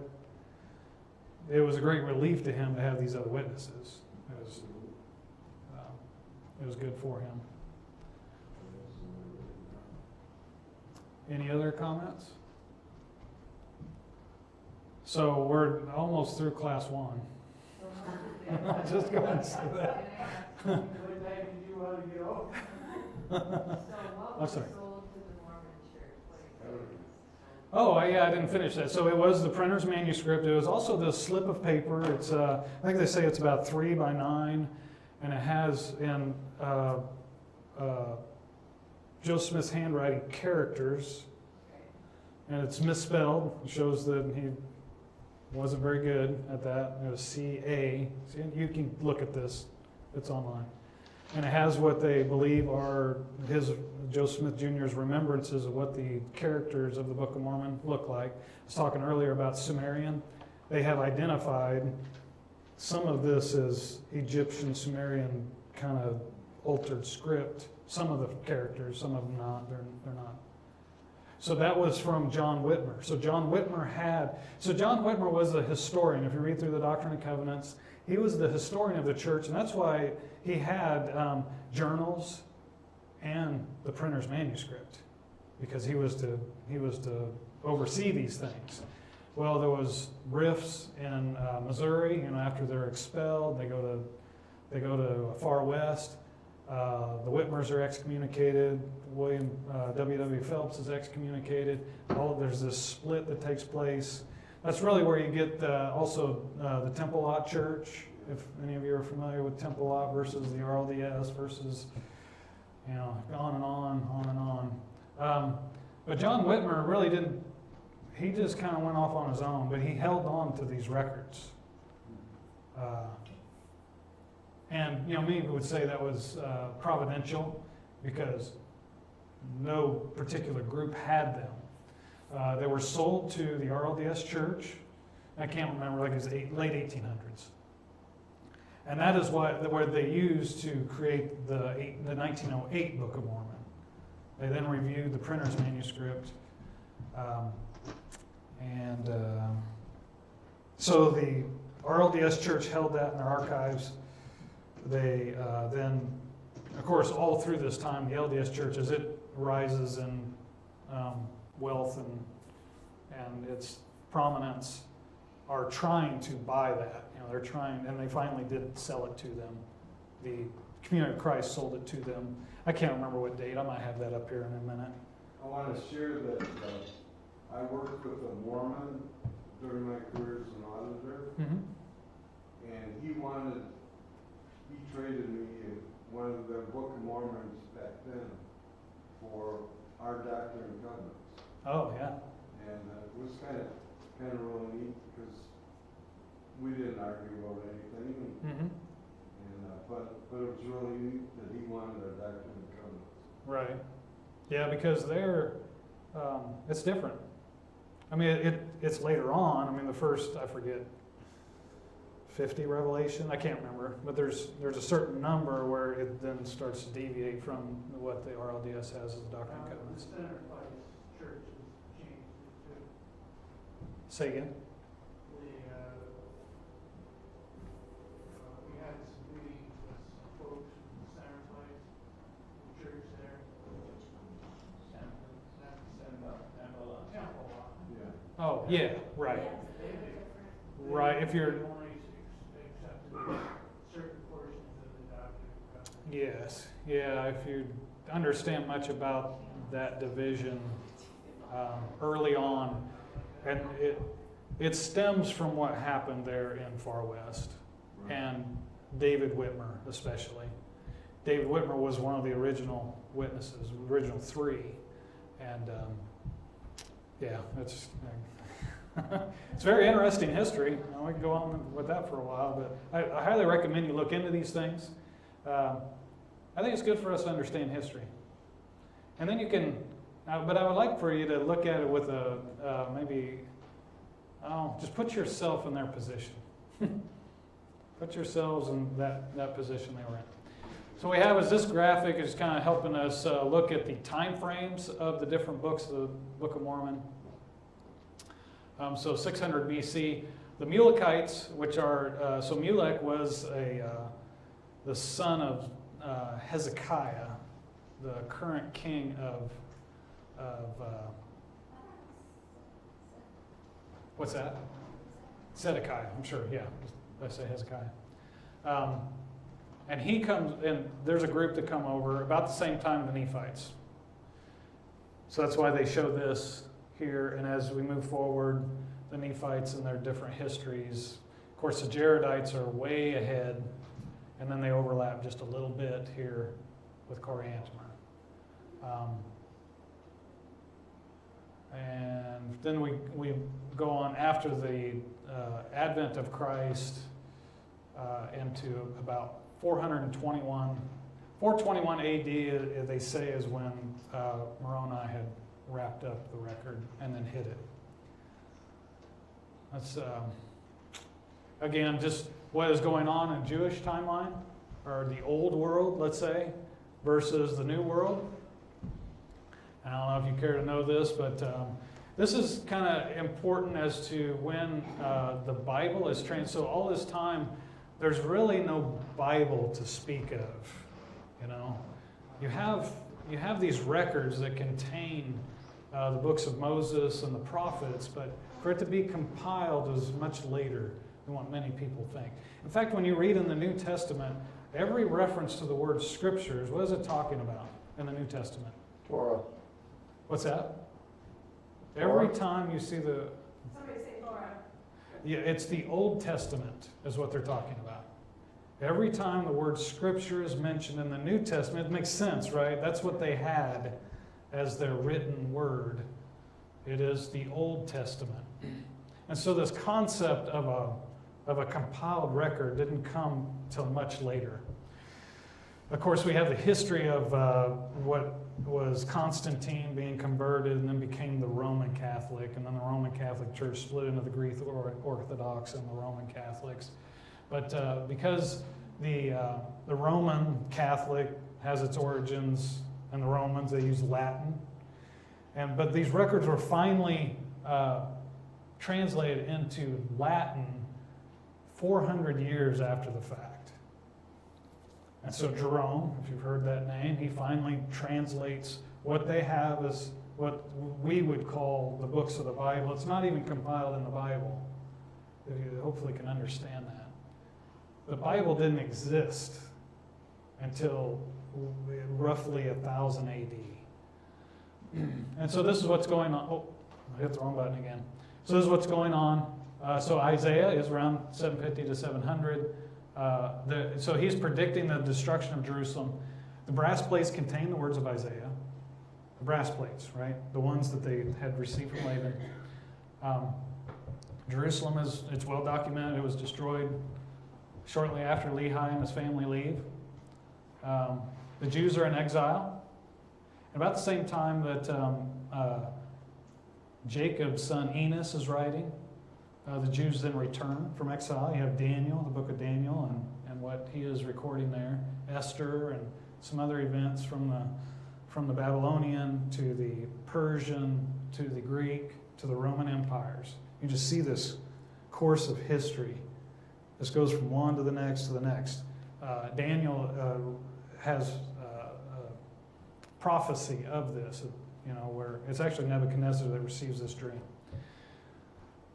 So the Greeks, the Greeks then conquered Judea, who is at that time held by the Persians. Cyrus helps the Jews return. And what we're talking about here is Jews, right? We're not talking about Israel, the nation of Israel. We're just talking about the Jews. We're going to get into that in the next class. And then Jerusalem is destroyed again. After Christ's crucifixion, ascension into heaven, it is destroyed. And then basically they kind of trace some ancestry to Jews, but they don't know where all the Jews are even. They were scattered. There are people that went to Ethiopia, they went to Spain, that area. And so we have what is known as the Masoretic Jews, or the Semitic Jews. Okay. This is just kind of going through early Bibles, the English Bibles. We won't get into that. Translation. This is very interesting. This is a claim that you'll hear modern day Protestant mainly churches claim that they have 5,600 number of copies of the original scriptures. What we have is the Bible. And this is what they have when they count up 5,000. And what they do is they compare that. So original manuscripts, so that they say these original copies of when they were written of Plato's writings, they have 7 copies. Of Caesar, I think that's Augustus, writings, 10, Aristotle, so on and so forth, Homer's Iliad. They have this many original copies of it. Well, today there's people that claim that they have New Testament, 5,600, so they have almost 99.5% accuracy in the copies. Well, this is the kind of copies that they have. They will have these fragments. And the reason I point this out is it's not an honest claim that people are making now today of the accuracy of the Bible. And so, I don't know if you can read this, but 114 legible letters are visible on these or the front and back of this papyrus. And they can tell what codex it came from. But that's all they have, is this little scrap from the corner. And this is one of those 5,600 that they have an original, complete copy of. It's kind of like evolution, when they said that they found this skeleton of this or that. Well, they may have found a tooth. And then they make this whole skeleton out of a tooth. It's the same kind of. And I don't diminish. These are very valuable. All of these. So these are the Barcelona manuscript from AD 125. And these are old texts. I don't diminish that. This is wonderful that they have it. But they'll say that is accurate within 99% of the whole Bible. Well, that's just not. And what it has is, Matthew 3:9. That's another thing. Is this manuscript only has various verses of Matthew. Matthew 3:9 and 15. Matthew 5:20 through 22. Matthew 5:25 through. So it doesn't even contain the whole Sermon on the Mount. So go on. And this John Bodmer, who is who discovered it, has dated it to this, and that's a pretty large portion, or a substantial portion of Luke, but it's not the entire book of Luke. And this is also, so the Codex Sassoon, it is an entire codex of what we would know as the Hebrew writings. It was done around 900 to 1000 AD. This is all AD. and it's sold for $38 million. So these are actual numbers which these things cost. The Codex, I don't know how you say that, Leicester, that is Leonardo da Vinci's personal journal. Isn't that interesting? They have that. That's from 1500, sold for $30 million. The Magna Carta, if you know anything about American history or early English history and how that converts to early American history, very, very valuable to our founding fathers. That sold for $21 million. The Constitution of the United States, that sold about 10 years ago. It stays within the archives, but there's different private owners of these documents. 43, and that little pile of papers that we know of as the printer's manuscript sold for more than what the Magna Carta did when the LDS Church bought it, for $35 million. The only thing that sold for more is this it's a very old text, complete, of Hebrew, the Hebrew Bible they call it, basically the Torah, for $38 million. So to me, that actually also shows what kind of value modern society has placed upon it. Because that's not just the LDS in the running, you know. That's many, many other people that drive it up to that price. All right, that was the end of class 1. I didn't do very good. I'm sorry. As far as our timing. You did excellent. I think what we will do is we'll have a lunch break, I guess. And then I'll try to abbreviate some things and answer questions. I really want you to understand it too. As we go into the covenants, because remember the title page, that is the purpose of the Book of Mormon, it was written to the Lamanites, it was also written to the Jew and Gentile, which includes everybody then, right? And it helps us understand God's covenants. Is it possible to get a paper copy of some of those slides? Yes, yeah, I could try to maybe we can download it or We'll work on that then. Good. yeah.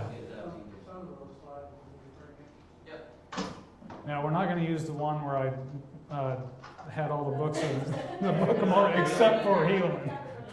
Sorry, Steve, it's Well, you- recorded. But all of those plates and things, that would be. Yeah, it is very helpful, isn't it? Yeah, we'll work on it, yeah. Okay, so we'll just break.